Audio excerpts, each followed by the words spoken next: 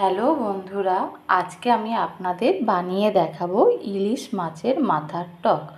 তো ইলিশ মাছের মাথার টক করতে গেলে লাগবে সবার প্রথমে ইলিশ মাছের মাথা। এখানে আমি হাফ চামচ নুন আর হাফ চামচ হলুদ গুঁড়ো দিয়ে ভালো করে মাখিয়ে নিয়েছি। দুটো মাথা নিয়েছি। লাগবে এখানে তেঁতুল। আমি এই তেঁতুল অল্প একটুখানি তেঁতুল নিয়ে একটু জলের মধ্যে ভিজিয়ে রেখেছি।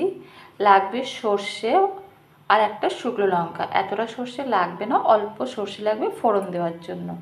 আর লাগবে আন্দাজ মতন একটু হলুদ, স্বাদ মতন নুন আর মিষ্টি। করব হচ্ছে সর্ষের তেলটা দিয়ে। তো সবার প্রথমে আমি এখানে কড়াই বসিয়ে দিয়েছি। এখানে আমি সর্ষের তেল দিয়ে দেব। কড়াইটা গরম হয়ে গেছে। এখানে আমি সর্ষের তেল দিচ্ছি মাথাগুলো যাতে ভাজার জন্য। অল্পই দেব, দুটো মাথার জন্য এতটুকু তেল দিলাম।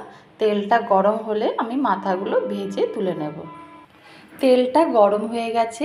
এইবার আমি এর মধ্যে মাথাগুলো ছেড়ে দিচ্ছি। মাথাগুলোকে আমি একটু লাল লাল করে ভেজে নেব।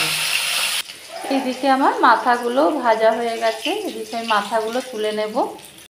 এইদিকে আমি যে তেঁতুলটা ভিজিয়ে রেখেছিলাম জলের মধ্যে, এটাকে ভালো করে আমি এর রসটা বের করে নেবো আর বিচিগুলো তুলে ফেলে দেব।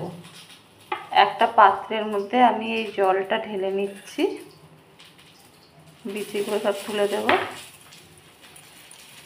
দেখুন তেঁতুলের কাইটা পুরো ঢেলে নিয়েছি এর মধ্যে, আর এদিকে বীজগুলো। আর এখানে আমি একটা সর্ষে আর শুকনো লঙ্কা রেখেছি। সর্ষে, এই শুকনো লঙ্কাটা আমি এই তেলের মধ্যে ফোড়ন দেব একটু, যাতে লঙ্কাটা ভাজা ভাজা হয়ে যাক। লঙ্কাটা ভাজা ভাজা হয়ে গেছে। এখানে আমি হাফ চামচেরও কম একটু সর্ষে নিলাম, এটা একটু ফোড়ন দিয়ে দেব। ফোড়ন হোক ততক্ষণ। এইদিকে আমি এই গোলাটার মধ্যে, তেঁতুল গোলাটার মধ্যে হাফ চামচেরও কম একটু হলুদ আর আন্দাজ মতো নুনটা এখানে আমি দিয়ে দিচ্ছি। আর এখানে দিয়ে দেবো একটু মিষ্টি। যে হিসেবে মিষ্টি খান সেই হিসেবে দেবেন। আমি 1 চামচ মতন মিষ্টি দিয়ে দিলাম। দিয়ে এটাকে একটু গুলে নিচ্ছি। ভালো করে গুলে আমি এই কড়াইয়ের মধ্যেই ঢেলে দিচ্ছি পুরোটা।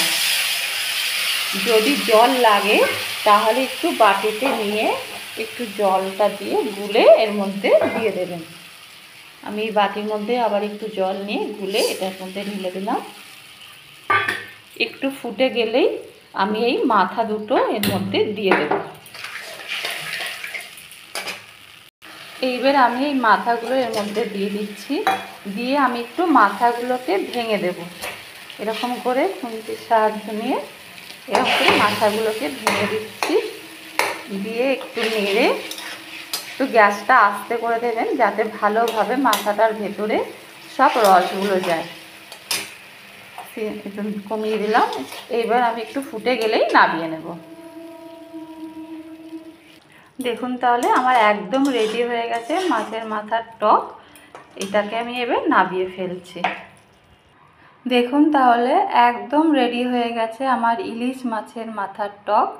যদি আমার এই রেসিপিটা আপনাদের পছন্দ হয়ে থাকে তাহলে অবশ্যই লাইক আর সাবস্ক্রাইব করতে কিন্তু ভুলবেন না। তাহলে আজকে এই পর্যন্তই।